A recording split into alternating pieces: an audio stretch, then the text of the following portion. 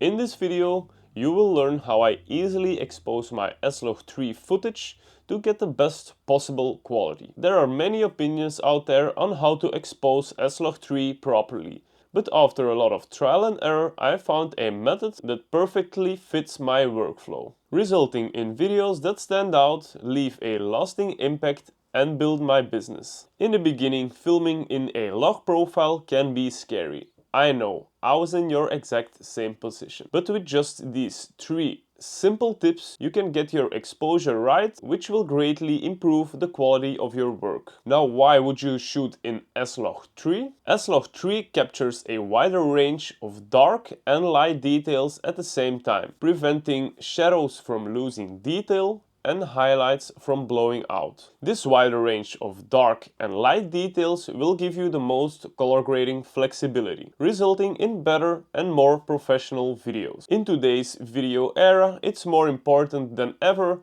to make your videos stand out. Therefore, S-Log3 is the correct choice for you. Here are my picture profile settings. By default, S-Log3 is Picture Profile 8. Color mode is set to S-Gamut 3 Cine. For the rest, I leave everything as it is. My camera settings are set to 60 fps, 1/25 shutter speed, 2.8 aperture and ISO at 800, which is the base ISO for S-Log3. You will notice that your footage is pretty dull and desaturated on your camera display. This is intentionally so your camera can capture as much color information as possible. On the flip side, this flat image makes it difficult to see if you're exposed correctly and if you have set the right white balance. We can easily fix this with Camera Display Assist, which is a feature to bring back some color and saturation to make it look more normal, while we are still actually filming in S-Log3. To turn this feature on, go to Menu, go down to the yellow toolbox, select Display Option and turn on Camera Assist. Then change the Gamma Display Assist type to S-Log3 or the picture profile you are using. Now you will have a better view of how your video would look with normal colors. And you can quickly see at a glance whether your exposure is correct. If everything looks good here, I move on to the second thing I check, which is the exposure meter. It's the number right here. This number tells you how your image is exposed according to your camera. If this number is in minus, your image is underexposed or possibly too dark. If this number is in plus, your image is overexposed or possibly too bright. S-Log3 makes it much easier to recover your highlights than it is to recover your shadows. And that is exactly the reason why most people slightly overexpose their S-Log footage. I personally expose my hero shot between plus 1.3 and plus 1.7 on the exposure meter. This can be slightly lower or higher depending on the situation. This is my general rule of thumb as a guideline. For example, in this situation, the full car in frame is my hero frame. My exposure meter is at plus 1.7. If your image is too bright or this number is blinking at 2.0 at your hero frame, simply twist your variable and defilter to reach your desired exposure. Now when we tilt up towards the sky, the meter blinks at 2.0. But that's fine as I want to expose for my hero shot and not for the sky.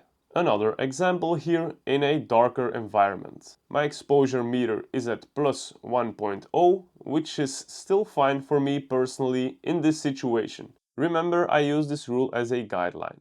In this case, because my image was too dark, I bumped up my ISO to 6400. My aperture was at its lowest 2.8 and I didn't have other light sources available to lighten up this scene. So that's when I bump up my ISO to get closer to the plus 1.3. I can always get rid of most of the noise in post-production by using Davinci's denoiser, which is pretty powerful. Don't worry if your exposure is a little bit off. The fact that you're already aware of your exposure is great. The more you practice, the more you will get the hang of it. Practice makes perfect. Another great feature that I turn on to check my exposure is the histogram. The histogram shows you how dark or bright your image is. The left part represents shadows or dark areas. The middle part represents midtones or semi-bright areas, and the right part represents highlights or bright areas. A peak shows that there is a big part of your image within one of these areas. So when the histogram leans towards the left, your image will be pretty dark or possibly underexposed. If the histogram leans towards the right, your image will be pretty bright or possibly overexposed. If you have a large spike on the complete left side of the histogram, that means a certain part of your image is pure black, and you will not be able to recover any details from this black area in post-production.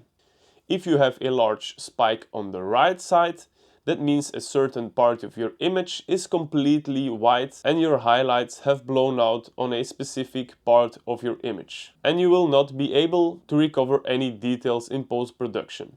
We want to avoid both situations. To correct an overexposed image, keeping my camera settings untouched, I simply screw on a variable ND filter and twist it to get my desired exposure. It's as simple as that. I'll drop a link to the one I'm using in the description box below. A variable ND filter is a well worth investment for any videographer. To correct an underexposed image, assuming we don't have any other lights available to light the situation, I usually just bump up the ISO slightly. You can also introduce more light by opening your aperture. If you want to elevate your videography skills even more, you can always check my high quality video blueprint, where I uncover my start to finish process for creating high impact videos for social media and clients. Link in the description. Otherwise, check out my one color grading secret in the next video.